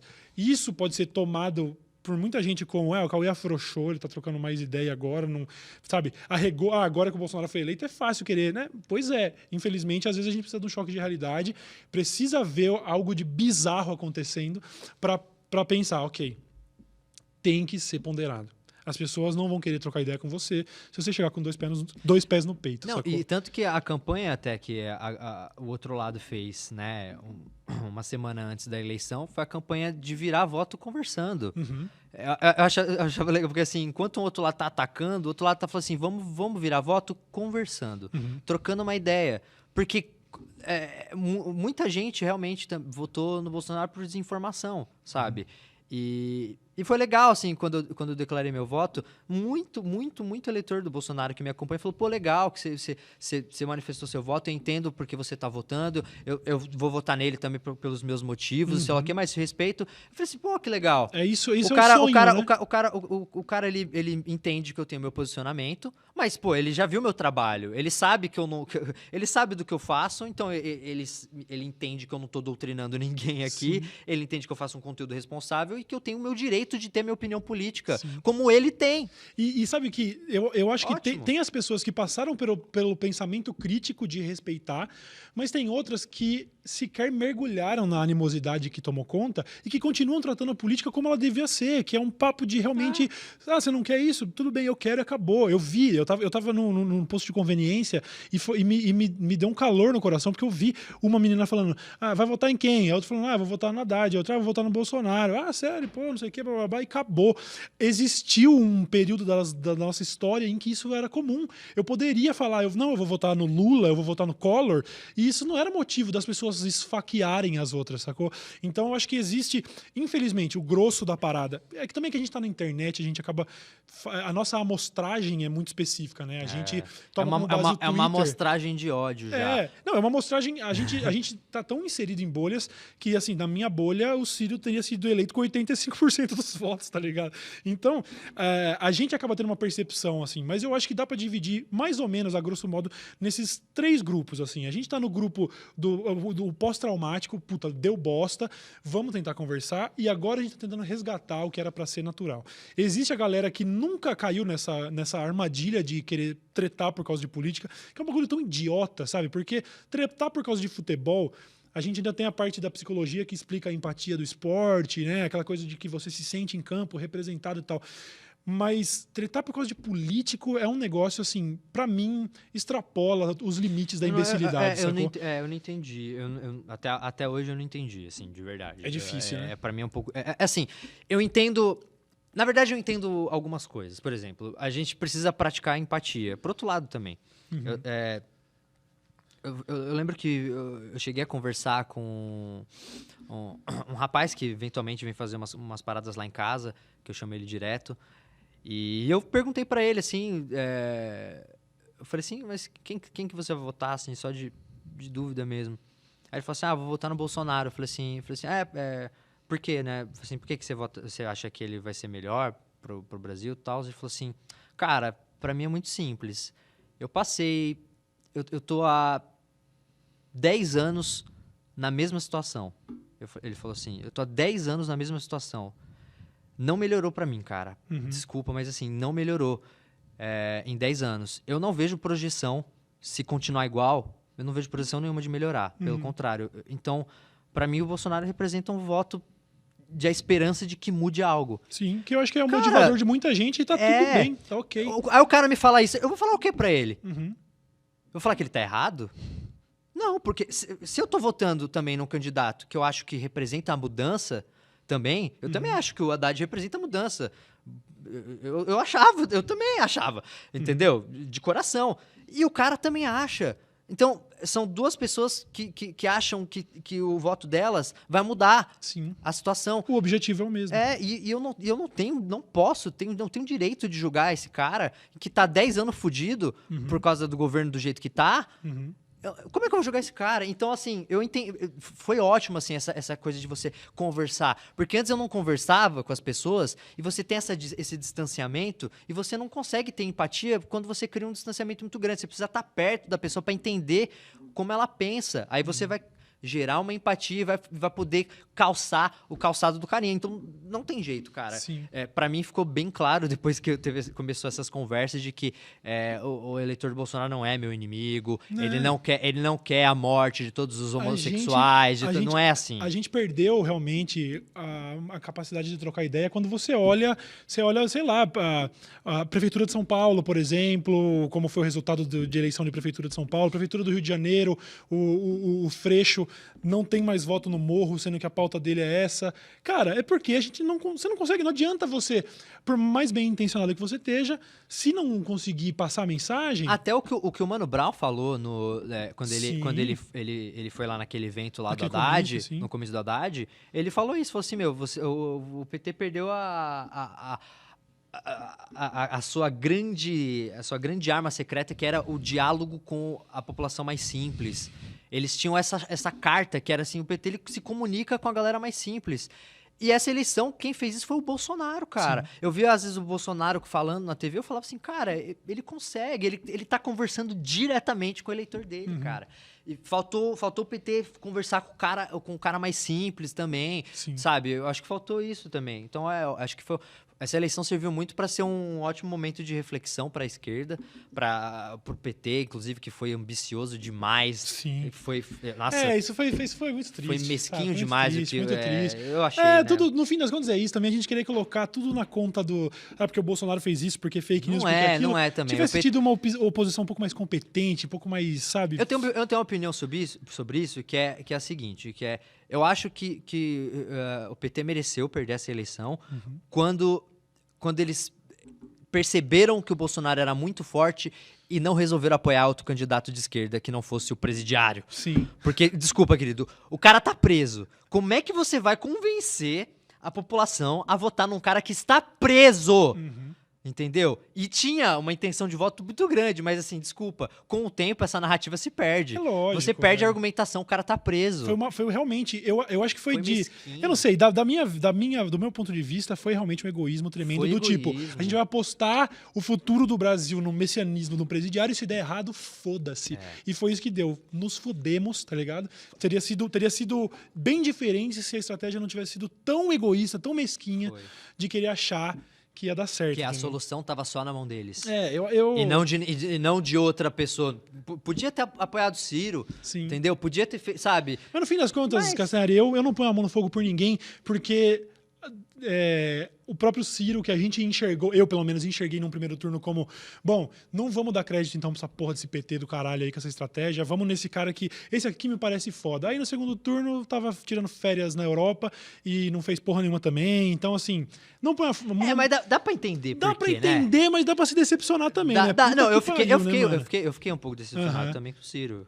Mas assim, é estratégia política. Eu sei disso. Se ele apoiasse o PT agora, ele sabendo que, na percepção dele, o Bolsonaro vai fazer um péssimo governo, logo ele vem muito forte para uma eleição de 2024. Mas eu vejo, então, talvez eu esteja, sei lá, pedindo demais de um político, mas eu achei que nesse momento, tá ligado? A gente lidou com uma situação tão extrema, tá ligado? Realmente... Chegou ao ponto do Joaquim Barbosa, sacou? Um dos principais juízes que condenou... Pra gente, eu realmente achei que uma figura como Ciro Gomes ia pensar, não, isso não é momento de estratégia política, isso é momento de fazer o que é certo. Não foi o que ele fez, mas foda-se, a coisa tá feita.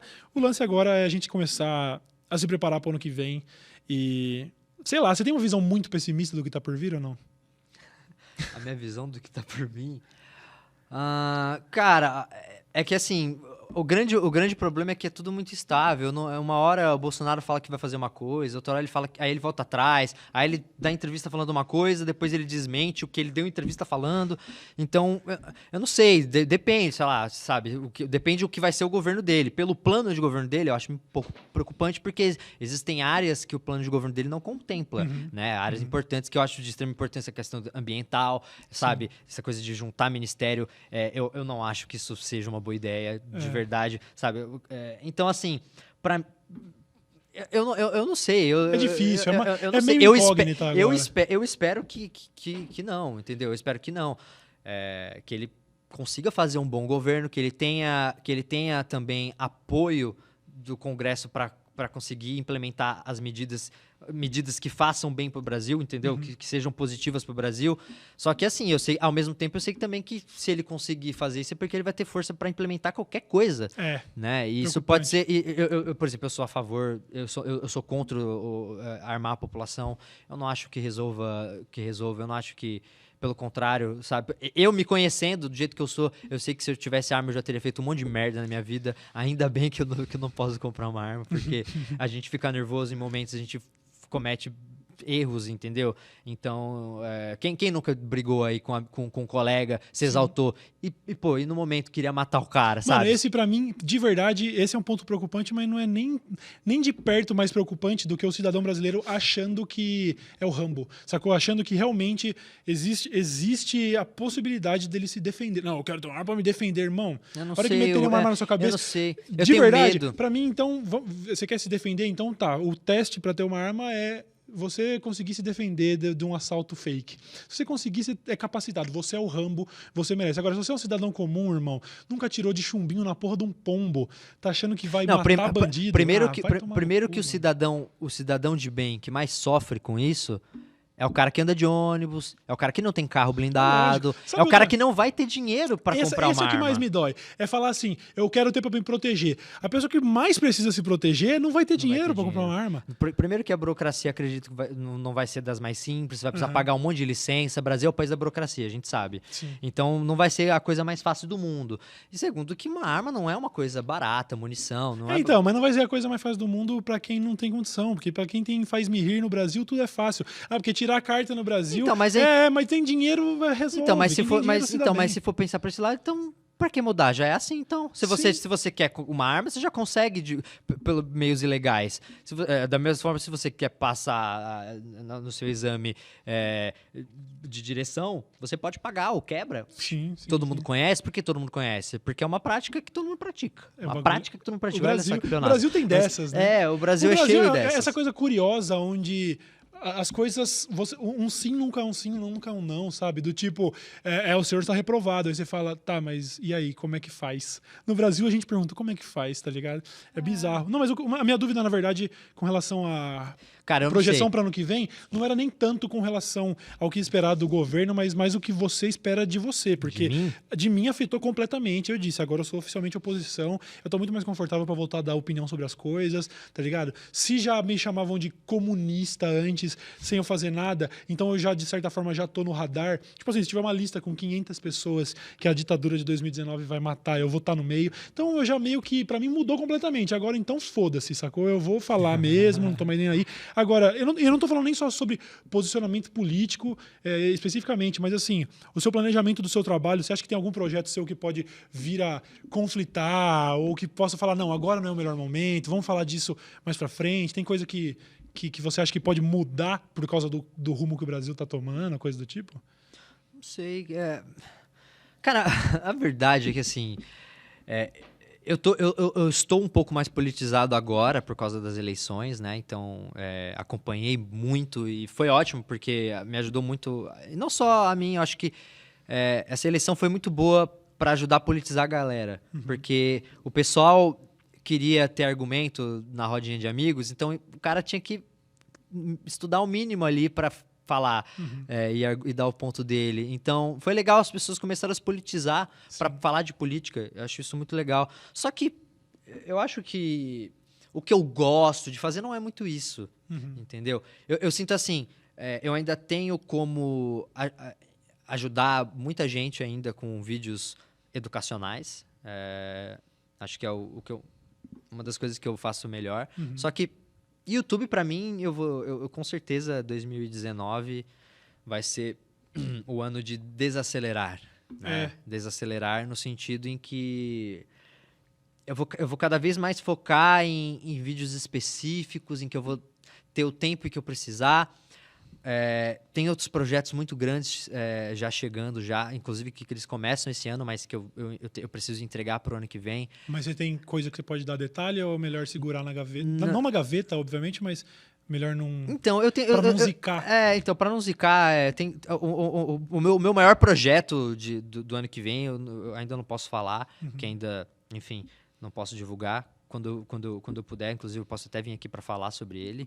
Adoraria, inclusive. Mas eu tenho ideia, eu sou o cara das ideias. Eu tenho ideias, então todo mundo já sabe, eu já falei em um monte de lugar, eu tenho meu desenho animado lá, que eu quero muito que dê certo. Aliás, eu vi aquele trecho de piloto, mas tipo, a internet não viu isso. Ninguém viu isso. Eu posso dar spoiler que o negócio tá muito foda. Você falou sobre equipe da parada, quem tá envolvido ou coisa do tipo, então segura tudo isso. Agora, uma parada que eu quero que você dê pelo menos esse spoiler, só para o pessoal sentir um pouco mais o seu caminho. Esse grande projeto que você falou, ele é pro YouTube ano que vem? Não é pra YouTube. Então, como eu imaginava. É pra outra plataforma aí. Deixa as pessoas especularem. Outra plataforma forte aí. Então, é assim... No final das contas, o que eu desejo atualmente, o meu maior problema com o YouTube atualmente, eu repito, eu já repeti isso várias vezes, é essa questão de que a gente tem uma obrigação de postar o vídeo semanalmente e a gente acaba virando escravo disso e dos números e dessa questão de que se você não posta os números caem e o engajamento cai e significa que você vai falir, vai acabar sua vida. Então, eu tenho uma relação muito negativa com isso. Eu não gosto dessa pressão. Uhum. Essa pressão me faz mal. E às vezes, muitas vezes eu já postei um vídeo que eu não queria ter postado. Sim. Que eu queria ter ficado mais uma semana trabalhando naquele vídeo para ele ficar melhor e que eu postei porque, eu tô um mês sem postar vídeo, preciso postar vídeo, sabe? Isso me dói. Eu saber que, no final das contas, eu preciso abrir mão de qualidade porque o YouTube funciona dessa forma. Sim, porque tem todo... Pra galera que não sabe, tem todo um lance do tipo... O algoritmo. O seu vídeo pode ser relevante, pode ser foda, mas se você não satisfez o algoritmo, se você não satisfez a plataforma, porque a plataforma, o objetivo da plataforma do YouTube é que você passe o maior tempo possível na plataforma. E você tem isso a seu favor por causa da duração dos seus vídeos. Mas se você demora um mês pra postar, ele não vai repercutir tão bem quanto eu que tô postando 2 por semana e tá sempre lá, entendeu? Eu sinto que, lógico, a ferramenta está sempre se calibrando, mas sempre no sentido de favorecer a experiência do público. Se isso vai acontecer em detrimento do criador, foda-se, o YouTube não é pai de ninguém aqui. O YouTube não se preocupa muito com entendeu? isso. E assim, meus vídeos de história, eles não são monetizados, saca? O YouTube já deixou claro, o YouTube plataforma já deixou claro há muito tempo que o que eu faço não é bem-vindo. Sim. O que eu quero dizer? É bem-vindo para a plataforma YouTube, na hora de divulgar os criadores, de fazer apresentação, eles adoram me colocar lá. E você é o case, porque né? aí eu sou o case, o educador, né? Aí põe Manual do Mundo, põe... Todos esses caras fazem um trabalho incrível, mas que a plataforma, de certa forma, prejudica. Então, assim, sabendo disso tudo, né? De que a plataforma não tende a não valorizar o que eu faço, sabe, eu tenho um custo, galera. Eu preciso pagar minha equipe. Então, é meio frustrante você estar fazendo conteúdo de graça pro YouTube e nem receber por um vídeo de sabe, de que você gastou dias, meses. Porque o YouTube teve uma medida recente que eu achei muito simplória, mas que resolveu parcialmente, que foi, depois das polêmicas onde existiam vídeos monetizados que lidavam com assuntos que não deveriam ser monetizados, sei lá, tinha um vídeo da execução do ISIS e apareceu um anúncio da Coca-Cola, as marcas falaram, vocês estão tirando, e quiseram sair fora. O YouTube tomou essa decisão simplória de começar a banir alguns temas, né? Então, se você quiser fazer um vídeo, por exemplo, sei lá, sobre a morte de Tiradentes, não vai monetizar, porque morte não monetiza. Eu tô numa fase do YouTube, se você olha os títulos do meu canal agora, eu vejo assim, em vez de eu falar assim, bandidos assaltam um supermercado, se for bandido, não vai. Se tiver assalto, não vai. Então você coloca assim, inventa um termo que o robô não pegou, meliantes praticam safadeiro. Aí passa. Então é tudo... Imagina você tentando falar sobre fato, e você fala assim, não, eu quero fazer um vídeo para falar sobre a guerra no Iraque. Guerra, não pode. O que pode é passar comida no corpo. Sabe? Eu imagino o tanto que é frustrante. É frustrante, cara. Então, eu não quero ser pautado pelo YouTube. Essa era a questão. O YouTube me pauta. O YouTube ele me pauta não só em tema, como em conteúdo. Sim. Então, dentro do vídeo, às vezes eu quero mostrar, às vezes, uma cena mais delicada, uma cena mais, sabe, e eu não posso, porque, se eu colocar isso, essa cena, o YouTube já reconhece. Você fazer um vídeo sobre ditadura, e aí teve um ponto de virada na ditadura, que foi a morte do Vladimir Herzog, jornalista, que se suicidou no DOPS. E aquela foto é histórica, aquilo é história. Não pode mostrar. Eu não posso mostrar porque o YouTube acha sensível. Tá, mas e aí? Porque o YouTube, ele acabou... virando um robozinho, cara. Mas sem coração. Eu consigo entender de certa forma, porque ele precisa ser uma plataforma abrangente e que deixa todo mundo feliz. Eu entendo, eu super entendo como negócio, eu entendo. Eu só acho que eles poderiam ser um pouquinho mais criteriosos. Sim. Não coloca todo mundo no mesmo, no mesmo saco. Tem tantas maneiras, sabe? Que custa pra eles colocarem você numa espécie de white flag, assim, do tipo, não, você relaxa, já sabe que eu não vou fazer que se merda. o Castanheira fala do ISIS, ele não tá glamorizando, não tá mostrando explícito, ele só tá falando. Mas não tem essa preocupação. E é uma coisa tão simples, acredito eu, sabe? Porque se eles adoram falar de que são humanos mesmo, que verificam a monetização, até parece. Porra nenhuma, não é. YouTube. Mesmo porque a gente sabe a nenhuma. quantidade de conteúdos, de horas de conteúdos diários que são upados pro YouTube, então a gente sabe que não existiram pessoas no mundo suficientes pra poder... Só se a gente tá assistindo e revisando ao mesmo tempo, senão não dá. É. De qualquer forma, mano, eu acho que faltou a gente falar muito mais sobre os seus projetos, a gente acabou... É porque é difícil, porque acho que toda a conversa tende, nesse momento, a falar de Brasil, de eleição, de eu acho polarização. eu acho que a galera se interessa muito por política. O pessoal tá querendo falar de política. Mais do que nunca se interessa muito. Isso eu acho incrível, sabe? Eu acho que tem que falar mesmo. Vamos conversar, vamos ouvir outros pontos de vista também. Eu não consigo ver, infelizmente, consigo ler os comentários aí. Acredito que deve ter muita gente me xingando. Então, mas fica obrigado. tranquila. Eu acho que tem momentos, amigo, em que ser xingado é validar. Sabe? Outro dia, inclusive, já que a gente já citou tantos nomes aqui, o Mamãe Falei, o Arthur, promoveu um boicote à minha última música, porque tinha viés político que ele não concordava, e ele foi lá, e aí recebeu tipo 25 mil dislikes da noite pro dia, porque ele mobilizou a galera.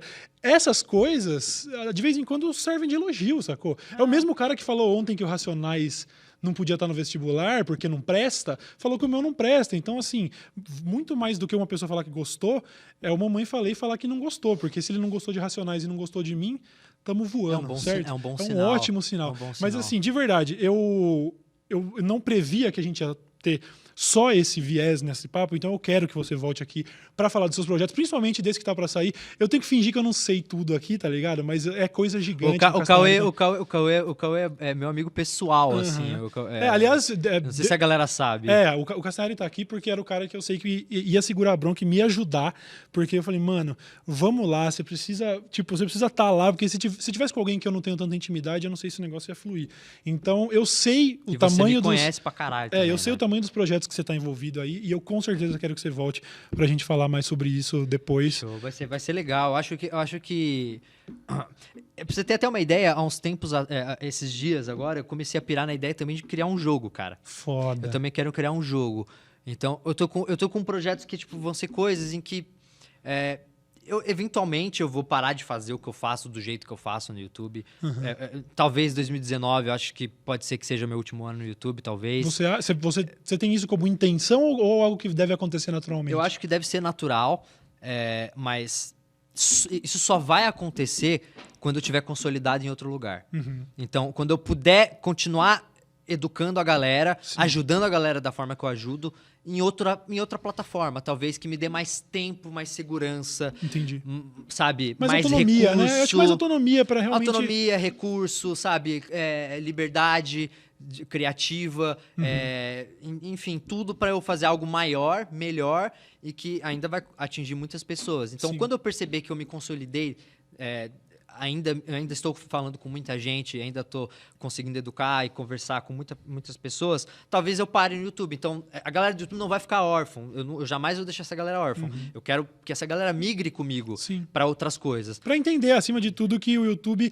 A gente fica com esse lance de somos youtubers. O YouTube é uma plataforma. Essa plataforma não existia 12, 13 anos atrás e as pessoas se comunicavam, entendeu? Então, eu quero a gente tem que parar de colocar todos os ovos na mesma cesta. Tem que acabar um pouco com a hegemonia do YouTube, que é uma ferramenta que eu sou grato pra caralho, que eu amo e que eu sou, antes de tudo, um consumidor hardcore, assim. Eu fui olhar no meu aplicativo do YouTube, aí de casa você pode ver agora. Ele te mostra as horas que você passa. Agora mostra. Eu tava passando no último mês, em média, 5 horas por dia no YouTube, sacou? 5 horas. 5 horas. Muita Sendo coisa. que meia hora era só na minha conta 2, que era pra ouvir a ASMR. Mas Você isso curte, é assunto né? para outro programa. Mas assim, eu sou, além de tudo, um usuário assíduo, mas tem que acabar com a hegemonia dessa porra. A gente precisa ter plataformas em que a gente confia. Sabe, o Twitch tá aí agora, você tá me vendo também no Twitch, você sabe que é uma plataforma Eu foda. acho muito legal. O Facebook investindo pra caramba agora em transmissão ao vivo, o cacete. Eu acho que a tendência é melhorar. Mas ainda tem outras aí que a gente não vai citar pra não dar spoiler, que também fazem um serviço muito competente. Vocês vão ver o Castanhari em breve nela. E eu queria que você voltasse aqui pra falar disso quando isso acontecer. Pô, com Demorou? certeza, com certeza. Obrigado De verdade, pelo mano. convite, mano. Muito obrigado por ter participado dessa porra. Pô, aqui, vamos fazer velho. vários outros. Eu sei que você quer fazer agora de maneira religiosa, Sim, então certinho. Toda semana a gente vai estar aqui, rapaziada. Isso vai pro YouTube? Isso vai pro YouTube, vai os melhores trechos. Por exemplo, quando você falou mal do Bolsonaro, eu vou editar só esse pedaço, vou repetir 6 vezes, vou colocar uma foto do Bolsonaro na thumb. E, tô zoando, não vou explorar desse maneira. Mas sim, a gente vai estar no YouTube também. Mas a intenção é fazer as segundas. Quando o convidado não puder na segunda e for um convidado que vale muito a pena, a gente vai fazer em outras datas. Mas a galera pode esperar que segunda de tarde é o horário que nós vamos estar ao vivo aí. Legal. Tá? Pô, obrigado pelo convite. Queria agradecer também, pô, a galera que me assiste. Eventualmente isso vira vídeo, vai pra algum lugar. Eu acho muito legal, tipo, o pessoal que vai atrás de tudo que eu tô, sabe? E que vai e me defende também quando o pessoal me xinga. Pô, obrigado, saca? Eu jamais pedi pra galera me defender, porque eu acho que quando isso acontece não é natural. Então, tipo, mas Sim. saibam, eu queria conversar com você agora que eu divulguei no meu Instagram, no meu Twitter, você que veio por causa desses lugares. Obrigado por me acompanhar, por estar do meu lado. Eu sempre coloco você, o fã mais assíduo e o cara que mais está do meu lado, eu sempre tento colocar como prioridade no conteúdo que eu faço para, tipo, vamos lá, esse cara ele vai gostar disso, sabe? Ele vai curtir. Sim. Então eu tenho um respeito muito grande para essa galera que me acompanha. Obrigado. E tenho um respeito ainda maior por você, por tudo que você faz. Você tá ligado? Você é meu amigo pessoal, mas eu te admiro profissionalmente. Sempre admirei. Quem não conhece o Cauê pessoalmente não tá perdendo o cara foda que ele é, saca? Às vezes o pessoal fica com essa imagem sua aí de o cara que fala na internet. O Cauê é uma moça. É uma Mas moça. eu não posso me vitimizar e dizer que eu sou injustiçado, porque eu construí essa imagem. E por mais que eu insistentemente ao longo dos anos tenha também sabe, galgado essa imagem no cara Mas você durão. tá mais tranquilo agora, Eu cara. agora tô na fase da paz, Você velho. tá mais tranquilo. E não é uma paz do tipo, se fudeu, né? Quer ter paz. Não, eu já tava falando disso lá quando a gente começou com Ilha de Barbados, 1 ano e pouco atrás. Afeta a gente. Eu preciso de uma fase nova na vida, onde eu consigo trocar ideia, e é por isso que o Poucas existe, e de verdade, sem demagogia nenhuma, independente dos seus números, você era o cara que eu queria que estivesse aqui, porque acho que a gente tinha muito pra trocar ideia. Eu gostei do rumo que isso tomou, foi surpreendente, eu não achei que você quisesse falar sobre isso, e tentei não forçar de nenhuma maneira, e acho que ficou faltando a gente falar sobre mais um monte de coisa, é por isso que eu quero que você volte Legal, aí, legal. quando der, certo? Obrigado, mano. É nóis, mano. A todo mundo que tava assistindo aí, obrigado pela audiência. Tamo junto. Obrigado. Avalia o vídeo, manda pra quem você quiser se você achou isso legal. Isso vai estar em formato de podcast. Se você tá ouvindo isso agora em qualquer plataforma, se você tá vendo isso no canal do UOL, no Twitch, obrigado, muito obrigado. Eu faço das palavras do Castanhari as minhas. É muito legal saber que vocês estão aí. Vocês realmente é uma parada, tipo, a gente gosta de fazer sempre nessa de, solta o vídeo e eu tô tão no piloto automático fazendo giro de quinta lá, que a gente, solta o vídeo e sai fora, mas o feedback ainda dá o calor no coração, a gente fala, puta, é bom que as pessoas gostem. Então, obrigado a todo mundo que assistiu, muito obrigado por ter se disposto a vir aqui agora e é nóis. É nóis, Assim Cauêzão. termina o primeiro episódio do Poucas. Valeu. Tamo junto, Até a mano. próxima, rapaziada. Valeu, galera. Valeu.